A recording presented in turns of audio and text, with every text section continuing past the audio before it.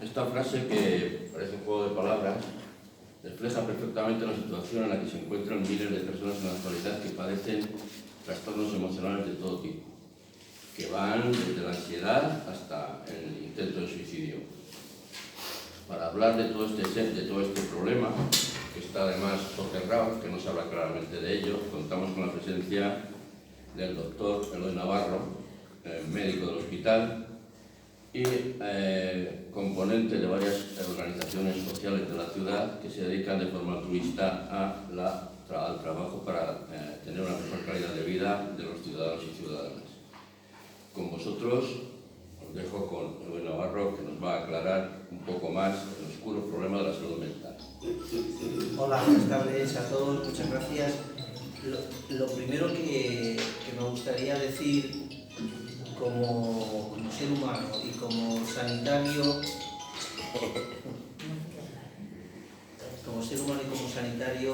es que hoy es un día muy triste para mí y para muchas personas, un día de pesadumbre enorme, porque ayer, hace todavía 24 horas, se echó una bomba terrible sobre un hospital, matando a centenares de personas, niños, niñas, sanitarios, dentro de esta hecatombe que el Estado sionista está provocando sobre Palestina. Es un horror que venimos aquí a hablar de un problema de salud, la salud mental, algo a lo que aspiramos en nuestra sociedad, y sin embargo estamos viendo cómo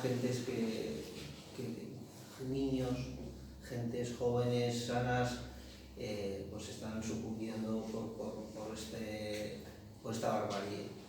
Entonces es lo primero que queríamos decir, ¿no? Que es un mal día, es un día horroroso dentro de esta decena de días que llevamos desde que se agravó el conflicto, porque como sabéis el conflicto lleva 75 años y es una tristeza además mayor, porque queramos o no estamos metidos en el jaleo.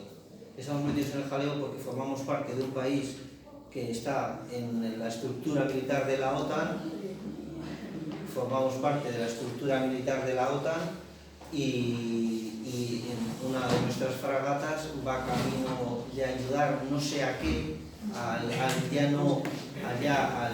brutal ejército americano que se ha ido para allí, y al enorme ejército que tiene Israel, ¿no? Tiene a personas desarmadas a las cuales se les está tratando mucho peor que un campo de concentración, porque aparte de que es un campo de concentración, se les ha cortado los suministros vitales de agua, etc. Y ya, no conformes con eso, ya les bombardeamos directamente. Es una aberración tal que la verdad es que como ser humano lo digo, pero como sanitario todavía más, porque ha sido un hospital, porque han elegido un hospital que debería ser algo que se supone que las leyes de la guerra no lo deberían permitir, y no somos capaces ni de decir, yo exigiría que quitaran la bandera de la Unión Europea de nuestros ayuntamientos y de nuestras instituciones hasta que no le obligaran al Estado de Israel y quitáramos cualquier colaboración de las muchas que tenemos, hasta que no cesara esto, porque es una auténtica vergüenza. Y bueno, dicho esto, del momento tan terrible que estamos viviendo, la mayor parte de ustedes ya conocen quiénes somos. Somos el Observatorio de la Sanidad de Miranda, un grupo de gente que nos reunimos periódicamente, muchas veces en esta aula, otras veces en una cama que tenemos ahí, sobre las 7 de la tarde de los lunes, y a la que estáis todos invitados a participar. Esto es altruista, aquí no ponemos más que nuestra voluntad, nuestro esfuerzo, nuestro poco o mucho cerebro, y lo que queremos es defender algo que consideramos que es básico en la sociedad actual, que es que no avance la privatización de la sanidad, no se nos quiten servicios a los ciudadanos, ¿no? porque vivimos un momento actual, las sociedades occidentales, llamamos, regidas por regímenes económicos capitalistas, en la que estamos yendo marcha atrás y es a toda velocidad, y lo que ocurre es justo lo contrario, ¿no? Vamos perdiendo servicios, vamos perdiendo capacidad de cuidarnos, y se usa al contrario para hacer que algunas personas, los que tienen los medios de producción, lucrarse con la sanidad, ¿no? Entonces, las personas que nos reunimos aquí, que estamos en contra de eso, estamos atentos a lo que nuestro medio y con nuestras fuerzas somos capaces de ver que está ocurriendo para intentar ponerle freno. Lo último que hemos estado moviendo durante estos meses pasados fue una iniciativa legislativa popular que pretendíamos que saliera adelante, en la que lo que pedíamos era que una serie de leyes que nosotros habíamos detectado que claramente estaban dirigidas a permitir el afán de lucro en la sanidad, que se derogaran.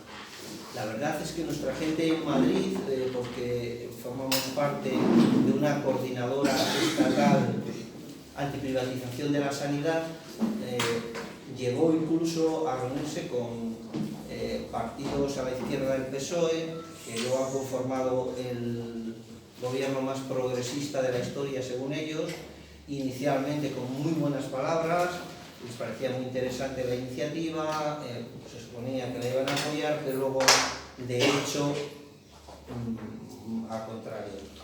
Muchos de esos partidos lo único que hicieron fue boicotearla, y con nuestras fuerzas conseguimos reunir del orden de 200 o 300.000 firmas en todo el Estado, insuficientes de cualquier manera para presentarlas, porque se necesitaban 500.000 de firmas. Sabíamos que era un trámite complicado, porque luego el trámite en el Congreso también tiene sus particularidades y no es fácil que siga hacia adelante, pero bueno, nos permitió para acercarnos a todos ustedes y a otras personas, a muchas personas en todo el Estado, y que entendieran que mientras estén vigentes esas leyes es muy difícil luchar contra la privatización de la sanidad. Hemos sufrido un pequeño palo al no sacar adelante eso, y bueno, nosotros de todas maneras seguimos reuniéndonos porque consideramos que de alguna manera, trabajando en este medio, conseguimos pequeñas cosas, no grandes la verdad, pero pequeñas cosas sí conseguimos. Y por ejemplo, no sé si habéis seguido las noticias esta semana, por ejemplo, el lunes había publicado que una compañera del hospital, que es oncóloga y está ya embarazada, pronto se cogerá la baja, va a ser sustituida por compañeros del Hospital Universitario de Burgos que van a venir a sustituirla. Esto es algo que hemos abogado y que tuvimos reuniones con la dirección del hospital y con la dirección del Hospital Universitario de Burgos. También hubo un momento en que recogimos firmas solo a nivel local y conseguimos 10.000 firmas para ir hasta Valladolid y exponer allí directamente la problemática de los hospitales comarcales como el nuestro, que no encuentra, entre comillas, personal. Y bueno, pues estas son las cosas que vamos haciendo. Hemos conseguido que ahora esa persona vaya a ser sustituida. Hemos conseguido que haya determinados profesionales. Otras cosas no las hemos conseguido. Hemos conseguido que haya 2 dermatólogos, por ejemplo, que es algo básico para una comunidad como la nuestra, y probablemente va a haber otra mujer médico embarazada que cogerá baja, que es de otro servicio, que es de digestivo, que probablemente de momento no nos han dicho que vaya a ser sustituida.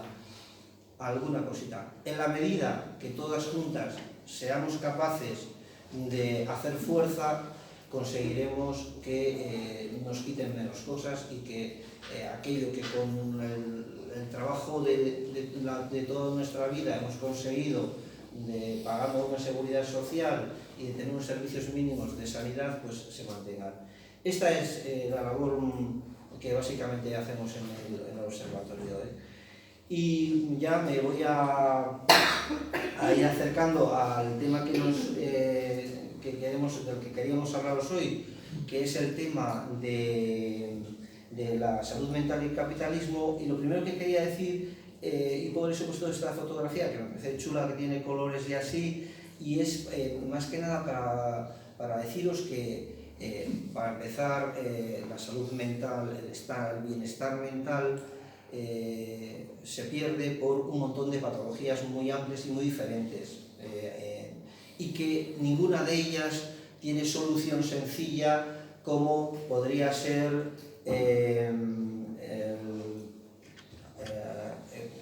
cuando existe un déficit de vitaminas, como la vitamina C, que tú la administras y ya se acaba el problema, ¿no? Sabéis que durante muchos años los navegantes llevaban granos y llevaban animales en pescado generalmente salado, y esos alimentos no tienen vitamina C, y cuando pasaba un tiempo se ponían enfermos, hasta que se descubrió que era la falta de esta vitamina la que producía esa patología, y entonces se resolvía tan sencillamente como comiendo cítricos, naranjas, limones, etc. Y de esta manera se acaba el problema. No pasa esto con la enfermedad mental. La enfermedad mental, ya os digo, son un montón de patologías muy diversas y que tienen muchos orígenes que luego vamos a tratar. Nos parecía importante porque la dimensión de la patología de la enfermedad mental es enorme. Todos sabemos que, y conocemos a nuestro alrededor, personas con patologías más o menos graves de salud mental, ¿no? Pero es que la cosa llega, fijaos qué brutalidad, y estos son datos que se presume que están poco estimados, subestimados, porque muchas veces hay personas que se suicidan, pero igual lo que han tenido es un accidente de tráfico o otro tipo de circunstancias, y no se cuentan como suicidios. Pero fijaos que en el año 2022 4.097 personas fallecieron por suicidio. Y algo que nos parece, que nos toca muchísimo la fibra, lo mismo que decíamos con los niños de Gaza, es que 332 personas entre 15 y 29 años hayan decidido suicidarse. Esto habla de una sociedad realmente enferma. España, como dice ahí, es el país del mundo con mayor consumo de benzodiazepinas, que son fármacos que van dirigidos a anestesiarnos, a sedarnos un poco, y tomamos 110 dosis diarias por cada 1.000 habitantes, frente a otros países como por ejemplo Alemania, en los que toman 0,04. Esto es una brutalidad, es una barbaridad. Y luego, descendiendo al ámbito local, en Miranda, 300 personas, decía la prensa el otro día, la prensa con los datos del SACIR, siguen pendientes de una primera consulta en psiquiatría al acabar el segundo trimestre del año, y esto con las 3 plazas que hay en el hospital de facultativos cubiertas, para ver que veamos también el nivel de dimensión que tiene el tema. Y luego, en Miranda tenemos la suerte de ser una ciudad en la que el tejido asociativo pues, se mantiene en muchos aspectos, y uno de ellos es en lo que es la enfermedad en general, con asociaciones como AFAMI, como Salud Mental Miranda, como Aspodemi, etcétera, en la que, y esta asociación cuenta que presta apoyo a 130 personas y unas 70 familias, lo cual es estupendo, pero que seguramente se queda por debajo de lo que realmente se necesita, ¿no? En el punto 3, 300 personas a la espera de la primera consulta. La primera. Y estando las 3 plazas cubiertas. Sí. Ese es el dato, venía en la prensa el otro día. ¿Qué es lo que está pasando, pues? Pues que hay muchísima gente hay muchísima gente que demanda los servicios, porque hay mucha patología. Hay mucha gente que se siente enferma y que sus familiares se dan cuenta de que no están bien, de que no están en condiciones. Entonces la demanda es tal que, a pesar de que estén esas 3 personas trabajando y tengan una agenda seguramente que cubierta, pues no dan. Hablando un poco de las causas de la enfermedad mental, no he considerado en ningún momento que esta sea una charla médica, aunque yo lo sea, sino solamente intento introducir aquí un poquito el tema. Cuando los libros que se dedican a esto encuentran que hay un montón de tendencias. Se habla de tendencias porque, como os he dicho antes, no hay una causa para tratar la enfermedad, una causa de la enfermedad que solo con tratarla se resuelva. El tema de la patología psiquiátrica es muy complejo y fijaos en todas las tendencias de investigación que hay tendencias organomecanicistas, dinamistas, conductistas, psicodinámicas, sociogenéticas. Hay una corriente fenomenológico-existencial dentro de la sociogenética, una político-social y una ético-sociológica. Nosotros hoy nos interesa, queremos hablar porque tenemos la sensación de que en medicina y en muchas cosas que nos pasan en la vida actualmente en esta sociedad occidental, es que enseguida recurrimos a culpabilizar al paciente de lo que le pasa. Es que pues andas poco, es que comes mucho, es que fumas, es que tal.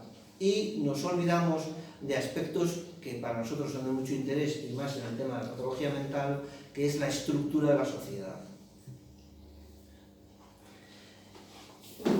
Entonces, en concreto, en la sociedad en que vivimos, que es una sociedad capitalista, como digo, ahí cada vez está más enferma y más deshumanizada. Y voy a intentar esbozar un poquito, porque el tema es complejo y se hablan de terminologías que utiliza el análisis del materialismo histórico del marxismo, en el que explica un poco por qué la sociedad capitalista nos lleva con tanta frecuencia a este tipo de desórdenes mentales. Y es que la estructura económica de la sociedad capitalista impone un modelo ideal de individuo que se ha de seguir para tener éxito social. El sistema capitalista, para su buen funcionamiento, para su buen desenvolvimiento, como lo que busca es la producción fundamentalmente, necesita un tipo de persona concreta. Y es una persona, es un individuo ideal que tiene estas características. Es individualista, egoísta, competitivo, consumista, aburguesado y guiado por un uso de la racionalidad instrumental. Y esto es así, egoísta, porque el sujeto egoísta es muy necesario para la sociedad capitalista. El sujeto egoísta, en su afán de ganancia, deberá satisface muchas veces los requerimientos de sus conciudadanos, de la sociedad, y así producirá un beneficio tanto para él como para todos los demás. Dicen algunos teóricos del capitalismo que así debe ser, porque el carnicero no nos atiende por altruismo, nos atiende por su beneficio. El médico no se atiende por altruismo, nos atiende por su beneficio. Quiere decir que en el beneficio que obtienes mediante el desempeño de un empleo, de un trabajo, eres como rindes a la sociedad un beneficio, ¿no? Esa es la teoría de ellos. Y necesita el ser egoísta llevar a la competitividad. El modelo ideal de individuo en la sociedad capitalista es tremendamente competitivo, excesivamente competitivo. Nadie tiene nada en contra de una competitividad sana, pero no lo es en el sistema capitalista. En el sistema capitalista, el hombre en la sociedad capitalista es concebido como un individuo competitivo que se mueve en un contexto donde debe primar el más fuerte y donde solo los mejores adaptados son capaces de crecer socialmente. Y encima, esto tiene un truco, que es que consigue el capitalismo que, a pesar de las enormes diferencias entre unas clases y otras de la sociedad, el sujeto de la clase obrera o el pequeño empresario o el marginado social se miren entre sí con recelo y compitan furibundamente entre ellos, pero a la hora de mirar hacia las clases dominantes, lo hacen con admiración y respeto y no con afán de lucha en muchos casos, porque se sienten reflejados y esa es su aspiración, ser como aquellos que son los que tienen un éxito social en nuestra sociedad. Cuando decíamos aburguesado, este modelo de ideal de individuo lo decimos en el sentido que dice aquí Francis Fukuyama, que explica muy bien, dice: un burgués es el ser humano consumido por su propia inmediata autoconservación y su bienestar material, interesado por la comunidad que lo rodea solo en la medida en que fomenta su bien personal o es un medio para contribuir a él, no más allá. Y esto se consigue por diferentes medios. Y luego, este es otro aspecto crucial, y es que el capitalismo en su fase inicial se centró en la producción. Hay que producir de la mejor manera posible y cuanto más mejor. Pero enseguida se dio cuenta de que no bastaba solo con producir. Luego, los coches, las lavadoras, los cepillos de dientes que producías había que venderlos. Y para eso necesitas que el individuo, ese ideal al que estás formando, vale, aparte de que trabaje sus 8 horas o 10 horas o 12 horas, las que sean en su trabajo, cuando salga de allí en su tiempo libre tiene que consumir. Es necesario que consuma. Y definimos el individuo consumista como aquel individuo que en su actividad cotidiana no solo compra productos, sino que directamente condiciona el valor de su existencia al hecho de tener estos productos. O dicho de otro modo, un individuo que compra compulsivamente todo aquello que le sea presentado como una novedad y que vincula directamente y de manera interna su posición y su estatus social y personal con los productos del mercado y la simbología inherente que estos le ofrecen según las variables culturales generalmente aceptadas. Este es otro aspecto muy importante de ese individuo que nos marca. ¿Y esto todo a qué nos lleva? Bueno, y el último aspecto es que también el modelo de individuo que la sociedad capitalista hace prevalecer es un individuo movido por un uso instrumental de la racionalidad, lo cual hasta cierto punto puede ser razonable, pero claro, aquí es un individuo con una mentalidad absolutamente práctica, que busca en todos los ámbitos racionales de su vida una adecuación óptima de los fines buscados a los medios disponibles, sean cuales sean estos medios, y tengan las potencialidades que tengan para alcanzar dichos objetivos, dichos fines. El hombre se concibe a sí mismo como un medio para un fin. El éxito social, la satisfacción de los valores propuestos por el sistema, e igualmente hace con la inmensa mayoría de las cosas que tiene al alcance de su mano. Este cóctel de individuo es el que está en la superestructura que dice el análisis marxista, en el que todos nos fijamos y al que, sin quererlo o no, intentamos evocar, al que intentamos llegar, de tal manera que la sociedad capitalista proyecta sobre el sujeto un ideal de vida cuya reproducción, y no digamos ya su satisfacción, no está al alcance de todo el mundo. Con lo cual, el sujeto que no es capaz de reproducir eficientemente el ideal capitalista acabará por percibir su incapacidad para alcanzar las metas impuestas por el sistema, bien como un fracaso personal, bien como una frustración de sus expectativas vitales, lo que le convierte en un ser potencialmente propenso a caer en un estado depresivo agudo, amén de las consecuentes crisis existenciales que esto conlleva. Y esto se agrava a medida que desciende la escala social. Este es el núcleo de la idea, ¿no? Básicamente, que el tipo de individuo que necesita la sociedad capitalista, que tiene que tener estas características, es algo que alcanza muy poca gente. Y el resto de los humanos, si no tenemos otros recursos, enseguida nos vamos a sentir defraudados, fracasados, y de ahí proviene el que haya esta terrible epidemia, digamos, de salud mental deteriorada, ¿no? Otro factor que no me quería olvidar de contaros, de deciros, es el tema del miedo. De un tiempo a esta parte, la sociedad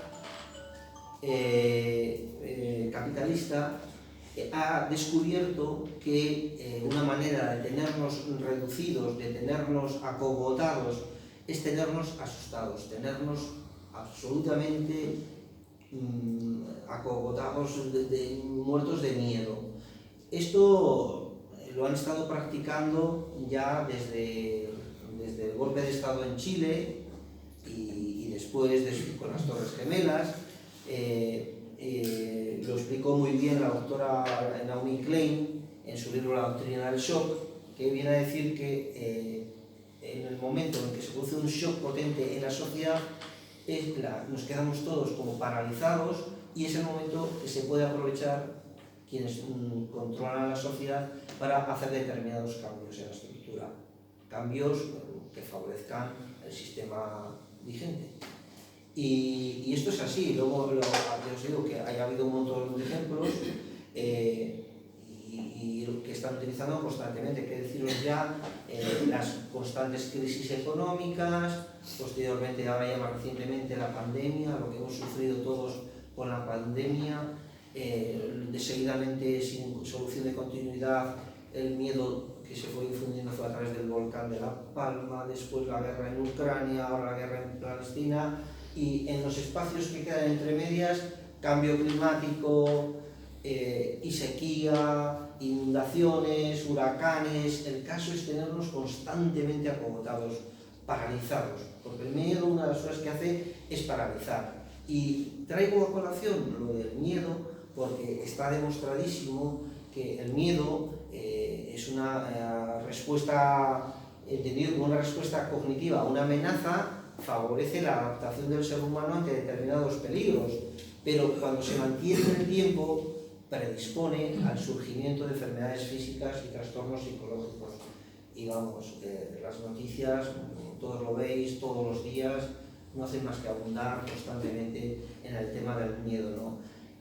Y también es una forma de a la gente de la calle normal quitarnos la iniciativa, porque ante semejantes cosas tan terribles que nos están pasando y sobre las que no podemos hacer nada, pues acabamos estando desperdigados, cada uno individuales, cada uno por su sitio, y con miedo de que a ver si no me cae a mí el huracán este, o no me cae la bomba esta, a ver si nos vamos salvando, ¿no?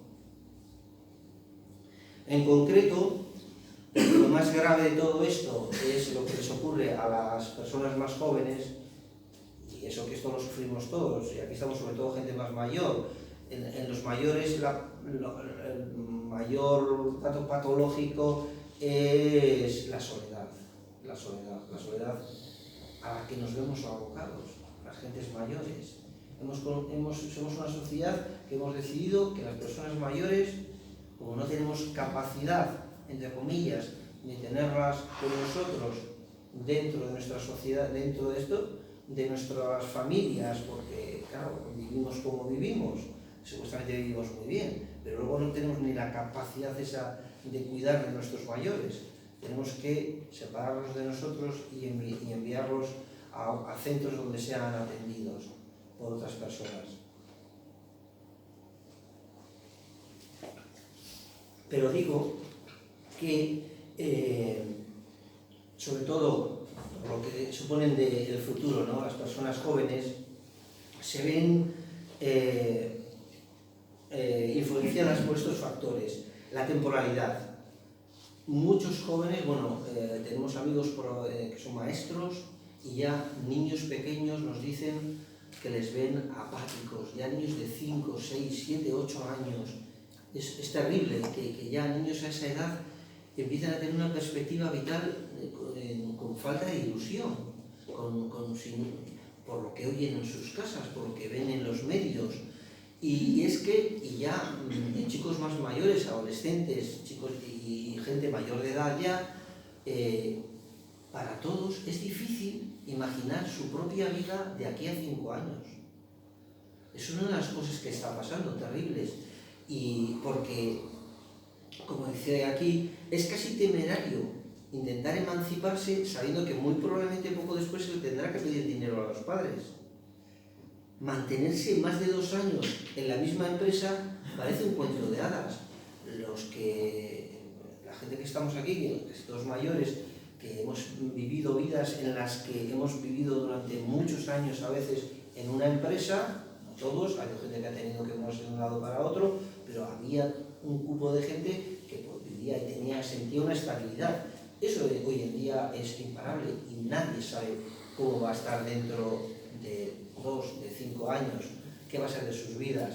Ni siquiera en la función pública, que antes en la función pública había una cierta estabilidad, ahora cada vez menos y cada vez el acceso es más complicado. Entonces, el acceso a la vivienda, pues imaginaos cómo puede ser para esos jóvenes con sueldos que son como son, precarios, y que encima no están mantenidos en el tiempo, ni saben si los van a poder mantener, con lo cual es casi negligente comprar una casa en ese marco en el que no sabes dónde vas a tener que... Esta es otra, no sabes a dónde vas a tener que desplazarte por trabajo en los próximos 6 meses. Siempre ha existido esa cosa, y aquí en Miranda lo habéis vivido mucho. Ha habido mucha gente, empresas que en un momento dado estaban en Miranda, se han desplazado a otros lugares, pero hoy en día la deslocalización en el universo capitalista está a mano del día. Y hoy estás trabajando para una empresa multinacional en Miranda y dentro de 3 meses estás en Madrid y dentro de 6 meses estás en Singapur, porque es lo que le interesa a la empresa. Y si quieres tener ese acceso al trabajo, que es tan complicado además, te tienes que someter a eso, con lo cual eso, imaginaos la incertidumbre que provoca y el tipo de ansiedad que genera en las personas, ¿no? Y qué decir de pensar en formar una familia, cuando los trabajos duran 3 meses, forma parte del ámbito de lo ridículo. Nos decía José Ángel, el lunes nos decía, ¿verdad?, cuando nos estuvo entrevistando, que el problema es brutal en Europa, pero por ejemplo aquí en España, en la comunidad vecina del País Vasco, el tema de la familia, de la pirámide poblacional, se está invirtiendo totalmente. Va a haber un problema serio de encontrar gente, trabajadores en cualquiera de las esferas, sobre todo las más básicas. En las más especializadas todavía, pero en las más básicas el problema es enorme. ¿Por qué? Porque las familias no tienen hijos. No hay una tarea mínima. Se están manteniendo a duras penas de la inmigración, esa que está proscrita y que tan mal vista está, y que los cogemos como cuentagotas, pero son absolutamente vitales. Y el problema va a ser gravísimo en toda Europa. O sea, que fijaos, la sociedad que estamos describiendo, en la que vivimos, sí da razones para que haya patología mental.